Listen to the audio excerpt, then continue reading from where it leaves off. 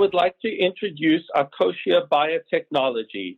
Ichosia is developing a scalable method of mass producing an enhanced red blood cell product by leveraging novel genetic engineering techniques to address the global blood crisis by making blood safer, less expensive, and more reliable.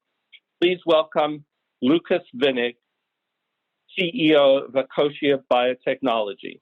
Hi, thank you for having me. So exactly like you said, Ichosia Biotechnology is developing a scalable method of mass producing an enhanced red blood cell product called erythrocin. And we do this by leveraging proprietary genetic engineering techniques to address the global blood crisis by making blood safer, cheaper, and more reliable.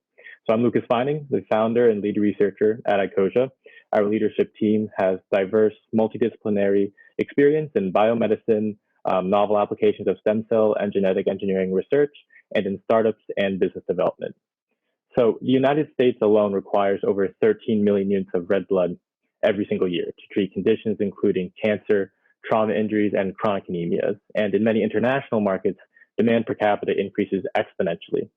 But even though blood transfusions have evolved into a common life-saving clinical practice, the blood supply chain itself has seen virtually no innovation in the past few decades. All transfusible blood still originates from actual human donors, and hospitals continually struggle to maintain a supply of affordable, disease-free donor blood as new safety concerns constantly arise and shortages persist. And recently, COVID-19 has demonstrated that we cannot rely on donations for our blood supply, as unforeseen events can and will contaminate the supply and critically accentuate the shortages we see. So we've learned through our participation in the NSF I-Corps that the primary purchasing criteria of all transfusing hospitals are reliability of supply, safety, and cost. And so we've implemented these criteria into our business model to define our most important value propositions and direct the next steps in our research and product development. So erythrocin, our product, is synthesized by differentiating a stem cell into a universally compatible red blood cell on demand under controlled laboratory conditions. The sterile environment ensures that to our customers, erythrocin is safer than any donor-derived blood product. And by genetically directing the differentiation pathway to be as efficient as possible, we can save both time and money in the manufacturing process, with the eventual goal of undercutting the price of donor blood by at least 25%. And finally, we can make a universally compatible product by genetically erasing all of the compatibility limiting cellular markers. So as you may know, the American Red Cross collects roughly 40% of the nation's transfusible blood. The remaining 60% is sourced from various independent donation centers. So even though some market players are larger than others, the market is largely a model of perfect competition.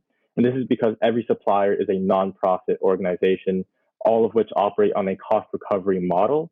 And therefore, all of these suppliers offer an identical product at the same price with pretty much no freedom to change either of those variables.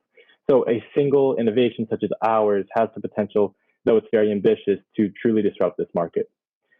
Of course, countless groups have tried to create artificial blood, but none have succeeded.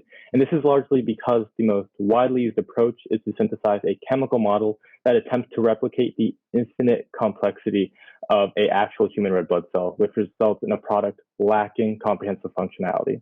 We are unique in that our research employs novel genetic strategies to enhance and refine a natural product rather than try to reimagine it altogether. So Ichosia has defined its MVP as a model of erythrocin eligible under the Expanded Access Program, which enables a clinically untested pharmaceutical to be used to treat patients with a life-threatening prognosis and for whom all other FDA-approved treatments have failed. So we expect to require about $500,000 in 18 more months to complete our bench work to create this product that would be available under the Expanded Access Program, hopefully by 2022. So our next steps, with your help, are in generating the funding to continue this research, disrupt a multi-billion-dollar global market, and create a better standard of healthcare for literally millions of patients around the world. Thank you.